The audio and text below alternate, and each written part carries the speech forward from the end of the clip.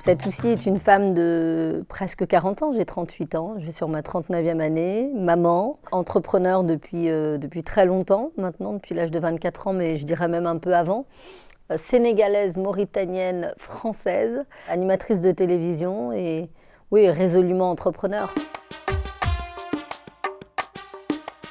Autant extravertie effectivement qu'introvertie, franche, mais en même temps qui a un vrai brin de folie. Quelqu'un de très attaché à ce que je suis, à mes origines et à mon identité. Je suis, je pense, quelqu'un qui a parfaitement conscience que la vie passe très vite et qu'il faut courir pour réaliser ses rêves avant qu'il soit trop tard.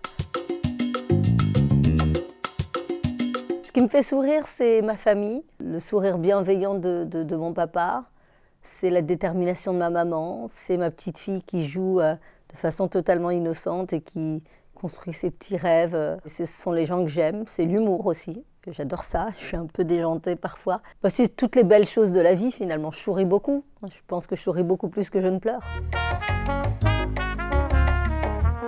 Moi je ne supporte pas l'injustice, je ne supporte pas le jugement des gens. Je trouve que les gens ont un autre rôle que de juger l'autre et que les gens passent leur temps à regarder ce qui se passe chez l'autre plutôt que d'avancer eux-mêmes. Ce qui m'agace, c'est la haine qui se développe aujourd'hui dans notre société, c'est le fait que l'humain n'aime plus l'humain.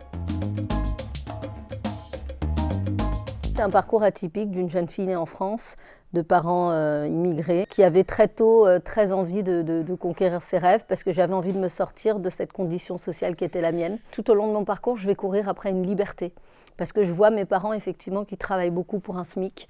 Je vois ma maman qui, en plus de ses 8 enfants, fait des ménages. Je me dis, la vie, ça ne doit pas être que ça. En tout cas, moi, ma réussite sera le jour où j'aurai mis à l'abri mes parents. Je vais très tôt monter ma société, donc après des études atypiques, je fais un BEP, bac pro secrétariat, puis je fais du commerce international, puis je continue parce que j'ai pas envie de quitter l'école. Et en même temps, je travaille en restauration rapide, qui est une formidable école qui nous apprend la diplomatie et la patience. Et je vais au final...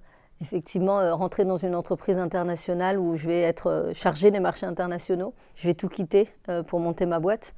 Après quelques allers-retours, j'ai fait un peu d'immobilier, un peu d'assurance. J'aimais ça, le commerce, j'aimais le contact avec les gens, j'aimais tout ça. Et donc, je décide effectivement de monter ma boîte, j'ai 24 ans. Je me lance dans cette aventure folle qui deviendra l'aventure de ma vie.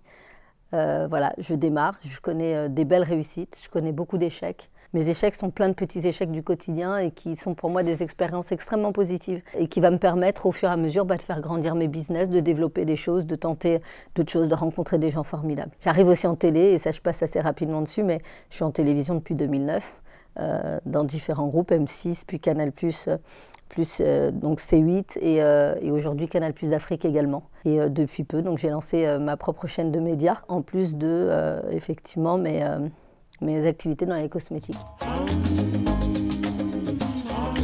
La casquette qui me va le mieux aujourd'hui, c'est celle d'entrepreneur. Je suis en télévision parce que je suis arrivée en télévision à travers mon parcours d'entrepreneur. Mais ce que m'offre l'entrepreneuriat, c'est cette liberté de dire ce que je veux, de dire ce que je pense, de faire ce que je veux, d'initier et de créer les projets que je veux pour faire bouger au moins le petit monde qui m'entoure.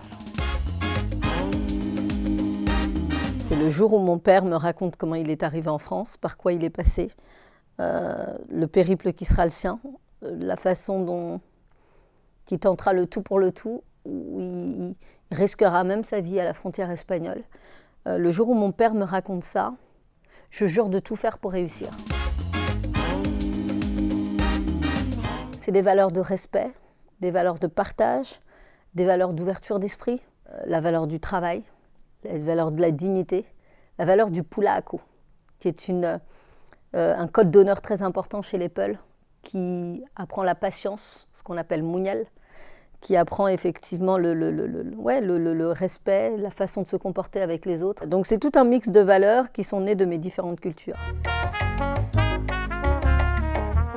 Dès lors qu'on fait des choses et qu'on existe, on voudrait qu'on reste à notre place, qu'on ne fasse pas trop de bruit, qu'on ne prenne pas trop de place. Et on se permet d'ailleurs de dire des choses qu'on ne dirait pas d'autres populations, d'autres communautés, mais je le dis haut et fort. nous ne sommes pas respectés, la population noire n'est pas respectée, son histoire n'est pas respectée. Et c'est un travail que chacun doit entreprendre, mais pas seulement les Noirs, tout le monde. Ce nouveau livre que je viens de sortir, qui s'appelle Made in France, raconte comment on peut se construire, comment je me suis construite moi, dans un pays comme la France, qui est mon pays de naissance, avec cette double culture qui est la mienne, avec cette ambition qui était la mienne et avec les inspirations et les codes de réussite qui étaient les miens. Ça veut dire que quand je regardais la télévision, j'avais pas d'inspiration. Les femmes de ménage, elles étaient toujours noires ou portugaises. Je raconte qu'effectivement, le petit gamin noir heureux, c'est celui qui était adopté par une famille, c'est Arnold et Willy. Très tard sont venus les princes de Bel-Air, etc. Mais c'est encore très inaccessible pour nous. Et donc, j'ai décidé très tôt d'aller chercher moi-même mes codes de réussite dans le parcours de mon papa, dans l'histoire de ma maman. Je raconte comment l'école a été fondamentale, à quel point elle m'a été utile dans ce que je fais. Je ne considère pas avoir une réussite incroyable, mais je considère quand même que je suis aujourd'hui là où on ne m'attendait pas et que je vis des choses absolument formidables qui dépassent tout ce que j'avais pu imaginer et qui dépassent tout ce que mes parents avaient pu imaginer pour moi. Il est impossible que la propre limite que l'on s'applique à soi-même. On peut aller bien au-delà et on peut aller beaucoup plus loin. L'imaginaire nous y conduit, mais les actions aussi.